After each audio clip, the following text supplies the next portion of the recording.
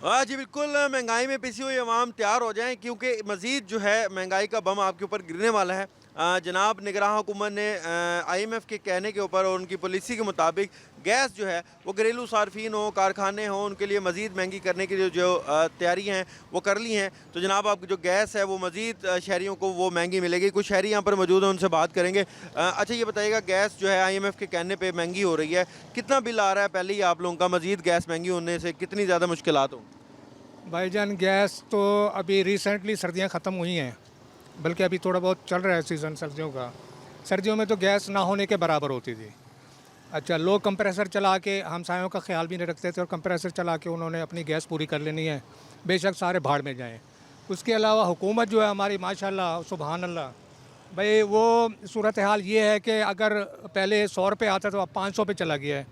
अगर उन्होंने 50 रुपये पहले फ़िक्स किया हुआ था मीटर रेंट, तो मीटर भी हमारा, रेंट भी हमसे ले रहे हैं। मुझे तो इस बात की समझ नहीं आती कि ये कैसा निज़ाम है। अच्छा आप बताएं, पहले कितना बिल आता था आपके घर का, इस दफ़ा कितना है? और अब मज़ीद महंगा होगा गैस का बिल, तो कितनी परेशानी होगी? जो पहले बिलों की निस्बत थी ना, उससे तकरीबन 50% बिल बढ़ चुके हैं और अब इसमें कोई गुंजाइश नहीं बची है। बाकी इनके अंदर नंबर एक तो ये है कि बिजली के मीटर पे भी वही टैक्स हैं, इजाफी पैसे चार्ज हो रहे हैं, और गैस के भी मीटर पे वही इजाफी पैसे चार्ज हो रहे हैं।